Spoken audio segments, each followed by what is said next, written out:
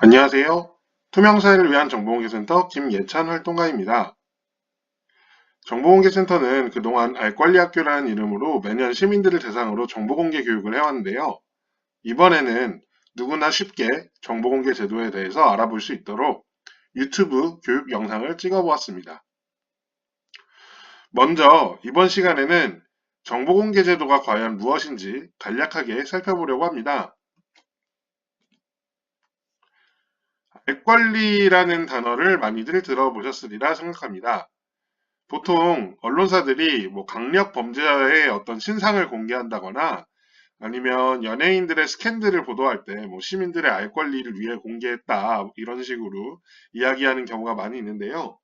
과연 알 권리가 무엇인지부터 간단하게 짚고 넘어가 보려고 합니다. 국민의 알 권리, 시민의 알 권리 뭐 이런 얘기를 많이 하는데요. 사실 대한민국 헌법에 알 권리라는 단어가 등장하지는 않습니다. 한국에서 알 권리라는 개념이 법적으로 좀 규정되기 시작한 것은 지금으로부터 한 30년 전에 헌법재판소에 어떤 판결문이 있었기 때문이었습니다. 어떤 시민이 이제 군청에 있는 토지조사 문서를 확인하려고 했는데요. 군청에서 이 토지 문서 뭐 복사 못해줘 이런 식으로 이제 거부한 사건을 시작했는데요. 헌법재판소는 이 사건에 대해서 이제 군청이 그 문서 열람을 이제 거부한 것을 기각하면서 언론 출판의 자유를 규정한 헌법 제21조가 민주국가에서의 어떤 국민의 알 권리를 규정하고 있다라고 해석을 하면서 이 알 권리는 정부가 보유하고 있는 정보에 대해서 국민들이 정보 공개를 청구할 권리를 포함하고 있다. 이런 식으로 이제 이야기를 하였습니다. 따라서 정부가 보유하고 있는 문서라면은 시민들이 그것에 열람이나 복사를 요구할 수 있다는 얘기죠. 근데 이런 헌법재판소 판결 이후에 이제 1996년에 정보공개법이 이제 제정이 되면서 지금의 정보공개 제도가 생겨났다고 볼 수 있겠습니다. 정보공개법을 보시면은 정보공개법 제1조에서 이 법은 공공기관이 보유 관리하고 있는 정보에 대한 국민의 공개 청구 및 공공기관의 공개 의무에 대해서 필요한 사항을 정했다라는 식으로 이제 이야기를 하고 있는데요. 그러니까 이제 알 권리를 제도화하여서 정부 그리고 공공기관이 보유한 정보에 대해서 국민의 정보 공개 청구권이 있다라는 것이고 두 번째로는 이제 정부는 청구가 들어오면 그것을 공개해야 된다라고 이런 의무들을 규정하고 있다고 볼 수 있겠습니다.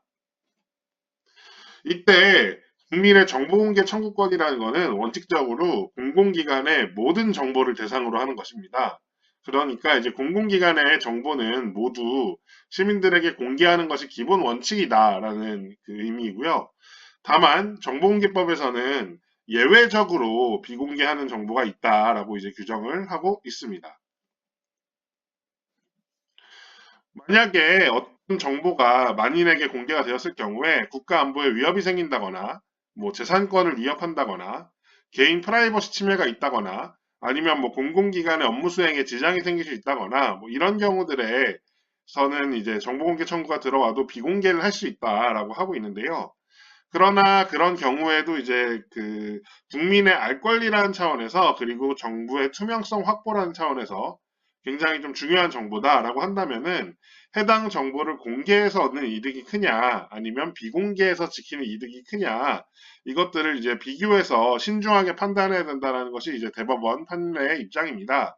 따라서 어떤 정보를 공개하느냐 마느냐에 대해서는 확 정해져 있는 무엇이 있다기보다는 결국에는 어떤 공익성이 있느냐, 이것을 공개하는 것에 어떤 공익성이 있느냐, 여기에 따라서 판단하게 된다는 사실을 알 수 있습니다.